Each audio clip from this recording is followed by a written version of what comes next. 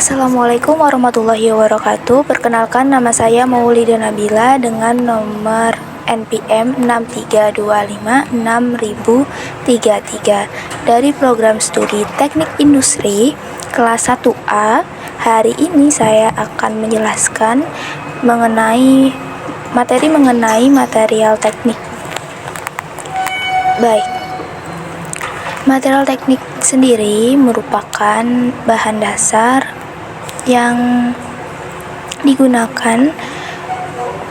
diolah insinyur untuk membuat setiap produk dan struktur di sekitar kita. Material terbagi menjadi 4 kategori utama masing-masing dengan keunggulan dan kekurangannya. Yang pertama, logam yang kuat dan mudah dibentuk seperti baja dan aluminium. Kelemahannya rentan karat dan berat. Yang kedua, polimer yang ringan dan fleksibel. Contohnya plastik dan karet. Kelemahannya tidak sekuat logam dan isu daur ulang. Yang ketiga, keramik yang sangat keras, tahan suhu tinggi seperti porselen dan kaca. Kelemahannya mudah pecah. Dan yang terakhir, komposit, gabungan material untuk sifat unggul seperti serat karbon. Kemudian logam, kita akan membahas mengenai logam.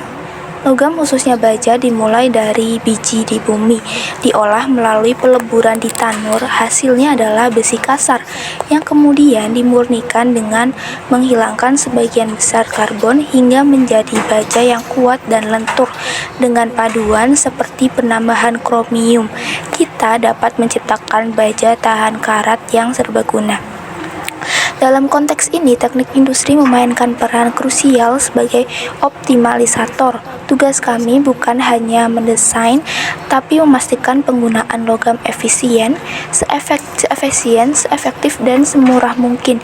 Ini mencakup memilih paduan logam yang tepat, mengoptimasi proses manufaktur agar limbah minimal, merancang sistem daur ulang yang efisien, bahkan menganalisis kelayakan teknologi canggih seperti 3D printing logam.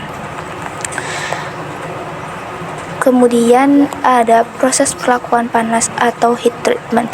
Kunci yang memungkinkan baja memiliki beragam sifat tanpa mengubah komposisi kimianya adalah proses perlakuan panas atau heat treatment. Ini adalah seni mengatur riwayat suhu baja melalui pemanasan, penahanan suhu atau shrinking, dan pendinginan yang terkontrol. Ada 4 teknik utamanya, yaitu 1. Hardening atau pengerasan, memanaskan dan mendinginkan super cepat atau quenching untuk mencapai kekerasan maksimal, menghasilkan struktur yang disebut martensit. Sayangnya ini membuat baja sangat ketas. Kemudian yang kedua, tempering atau penemparan, pemanasan kembali pada suhu yang lebih rendah setelah hardening.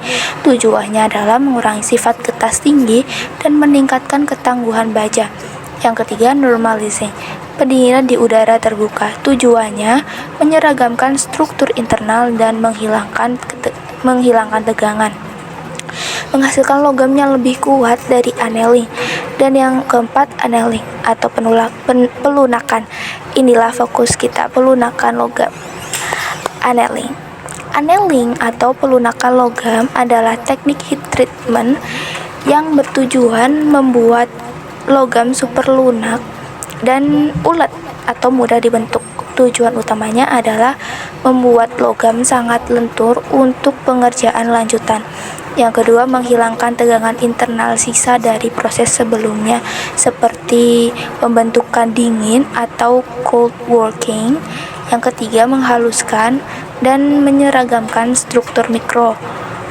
Proses full annealing adalah kuncinya. Logam dipanaskan hingga suhu tinggi, ditahan, dan yang terpenting didinginkan secara sangat lambat di dalam tungku.